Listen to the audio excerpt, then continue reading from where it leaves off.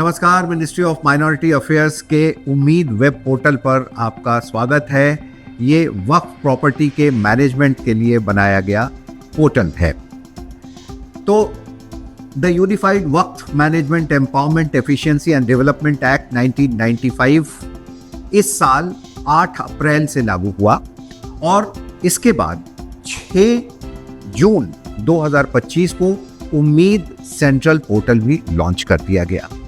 उम्मीद central portal वो portal है जिसमें पूरे देश की वक्फ से संबंधित प्रॉपर्टीज की जानकारी अपलोड करनी है, डेटा अपलोड करता है।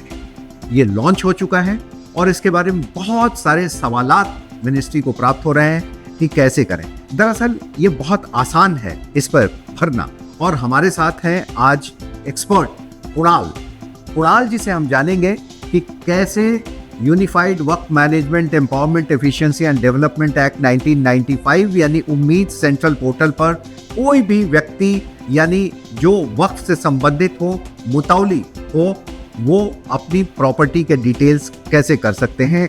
कुणाल, बहुत बहुत स्वागत आपका। नमस्कार। शुरुआत कहाँ से करेंगे ये बताएं आप। सबसे पहले आप जब भी जाएंगे तो आपको एक पोर्टल का एड्रेस डालना पड़ेगा।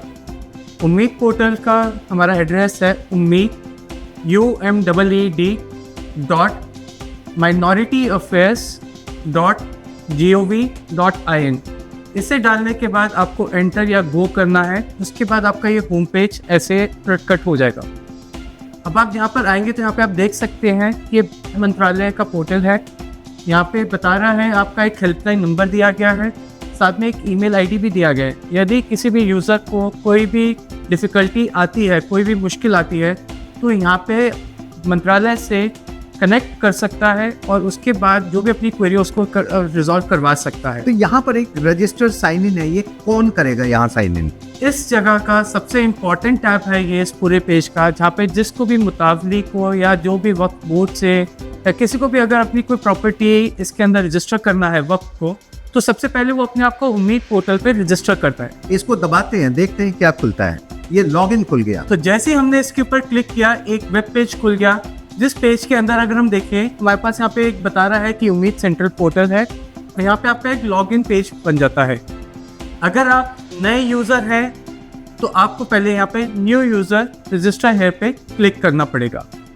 जैसे ही आप क्लिक करते हैं तो एक फॉर्म खुल जाता है जिसमें आपकी बेसिक इन्फॉर्मेशन वो पूछता है, जिसको आपको इसको फिल करना पड़ेगा। और यदि हम पुरानी स्क्रीन पे आते और अगर आपने ऑलरेडी रजिस्टर किया हुआ है तो आप अपना मोबाइल नंबर जिससे आपने रजिस्टर किया है आप उसमें यहाँ पे डालेंगे और उसका जैसे हम यहाँ पे गेट OTP पे क्लिक करेंगे तो आपके मोबाइल पर एक 1 टाइम पासवर्ड आएगा और आप यहाँ पे OTP एंटर करेंगे जो आपके पास आपके मोबाइल नंबर पे आया। फिर यहाँ पे एक कैप्चा है जो आपका एक सिक्योरिटी फीचर रखा गया है इस पोर्टल के अंदर। आप उस पर कैप्चा पे क्लिक करके लॉग इन करेंगे।